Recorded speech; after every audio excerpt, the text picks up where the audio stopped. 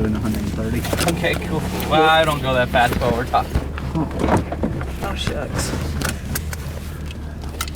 All right, we're in the Chevy SS Pace Car with a different driver this week, Landon Cassill, pulling off pit road here. Yeah. Talk to us about this car and this track. Yeah, well, the Chevy SS is a great car. I mean, this thing's got some speed in it. So, but we're pulling off pit road here. Pit road was kind of slick this week for me, so I'll be watching out for that today. The apron here, usually you can hold it wide open in third gear, but I think it's a little bit slicker. I think the track is getting some age on it, so you're not going to be able to quite do that.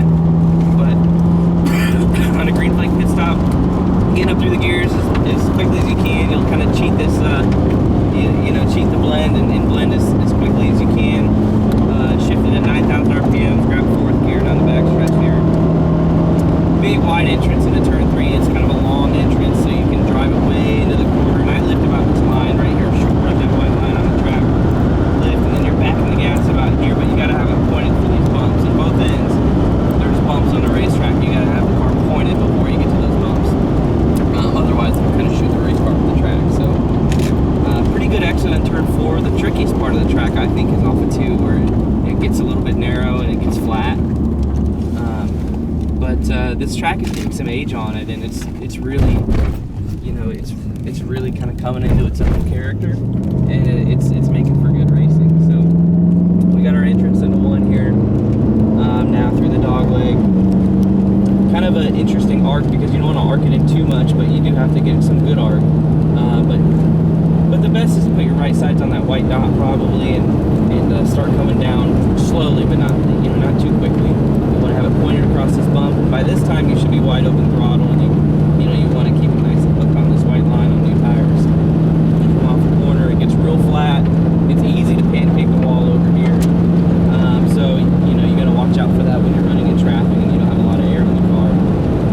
Down the back stretch, back into 3 again. Sometimes you can run the high side here as we're entering pretty high. Typical rule of thumb when you're on the high side is the higher you can enter, the better it's going to be. So you want to keep it up close to the wall. And you come in for a green flag pit stop. We'll come in for a green flag pit stop next time. But off of 4, when you run the high side here off of 4, it's a tough judge. You can't just follow the wall all the way around like you can off of 2 at like Chicago or off of 4 in Michigan. You kind of have to come back off the wall a little bit because the wall jumps out at you. So same thing in 1 and 2 here. It's I think running the high side in 1 and 2 is a little bit harder than it is in 3 and 4 because of the bumps and just because of the shape of the corner a little bit. But if you do run it, which I've seen people do it and run it well, you want to enter as high as you can and get up here. Get up close to the wall. You gotta be pointed across this bump so you can feel this just big wave of bumps. You gotta have it pointed across those bumps. And then come back down, and you don't have to be against the wall. You kind of want to be up here. And get down this back stretch. Grandstand's really close to the back stretch here. You can, the fans get a real sense of the speed. It's a good place to sit. Enter into 3 for green flag pit stop.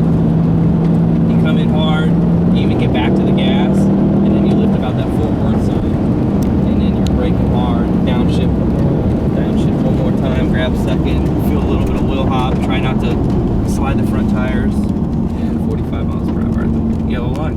Well, I appreciate you taking us around here. How hard is it with 42 other cars out there on the track? It's tricky. I mean, it's tricky, but the more the pavement wears out, the more forgiving it becomes. A little bit better racing I think it can provide. And as long as Goodyear keeps giving us a good tire that wears out quickly and can hold up, but can still have some fall off, we'll have some good racing. Actually, any concern about the tires today?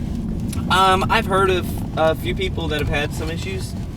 I haven't had any issues of my own, so I think it'll be interesting to see how it plays out. Excellent. Thanks a lot, man. I appreciate it. Thank you. Thanks, Landon. Appreciate it.